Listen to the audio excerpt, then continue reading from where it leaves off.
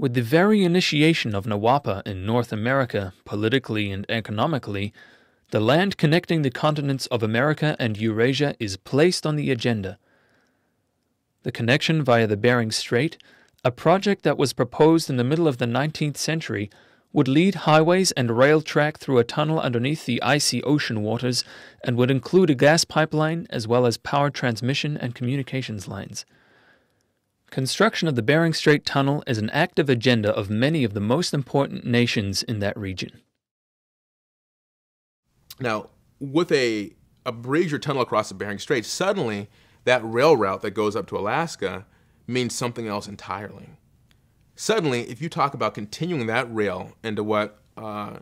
and Mrs. LaRouche have been calling for as the Eurasian Landbridge, you're talking about connecting rail all the way from South Africa up through the continent of Africa, up through Central Asia, through Asia, Russia, across the Bering Strait, down through North America, down through South America. Once we've solved the problem of crossing the Darien Gap, all the way down to the southern tip of Argentina. So suddenly, all these cities that were once the middle of absolute nowhere become the centers of human culture. I'm going to talk today about the Bering Strait Tunnel project. One of the international specialists on planning and constructing infrastructure projects of this scale and kind is Dr. Hal Cooper. Dr. Cooper has inspired and performed extensive feasibility studies on the rail and tunnel project for the Bering Strait, the rail connections within Alaska and Canada, as well as in numerous further projects.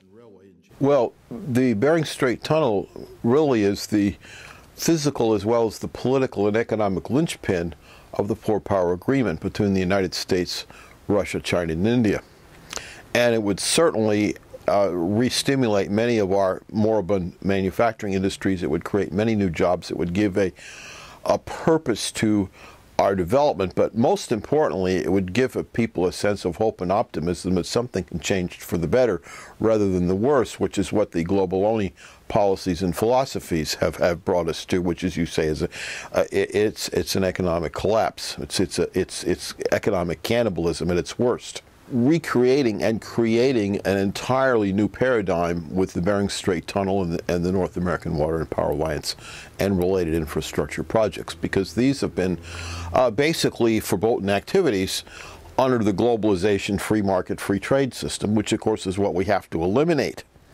And this provides the vehicle by which that can take place, and of course it will definitely have a psychological effect as well as a physical and an economic effect. And I think the oncoming four powers agreement of the United States, Russia, China, and India really becomes the backbone of all this to occur. Dr. Sergei Cherkasov is a further international expert for such projects. Cherkasov works at the State Geological Vernadsky Museum in Moscow, which is part of the Russian Academy of Sciences.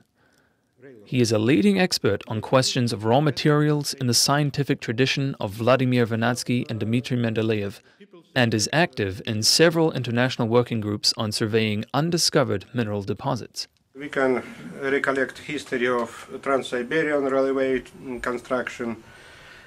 We can look at the experience of Baikal-Amur Railroad, of new project, Urals Polar, Urals Industrial. But I would rather focus on what we should done to make this project really acting project. First of all, we have to really understand distribution of different resources on the way we are going to build. Without that, it will be like fifth leg for a dog. We have to really understand what will be transported through this railway or infrastructure corridor, either through channel or through bridge. So, first of all, distribution of human resources, of mineral and other resources. Second, first stage actions. I don't want to go into technical complications, Also, there is a lot to say about permafrost, there is a lot to say about mountains on the way, but if we start with healthy thinking, we have a chance to accomplish it healthy. We hear a lot of voices shouting that the resources, mineral resources, are being exhausted, we have to go to the moon, we have to, I don't know, we will die as civilization because of lack of resources. And at the same time, we've explored just a thin film on the surface of the Earth. There is a lot we don't know about the Earth. There is a lot we don't know about the resources. First of all, if we talk about Siberia and about Russian forests, it is a kind of storage room for the whole world. Of course, there are huge resources already known, but at the same time, there are resources that we don't know about yet. And we have many examples when quite interesting mineral deposits or deposits are not being explored, because at the moment it doesn't bring immediate profit. Of course, if we mine something in Africa, the product will be cheaper than if we mine it behind the polar circle. When we talk about resources, it is not just about minerals, about ores. We have quite a complicated distribution of different kinds of resources on the Earth. If we look globally on Eurasia, we have high density population in the south. We have nearly zero population in the north. At the same time, we have some mineral resources, forestry in the north, which is needed by the south.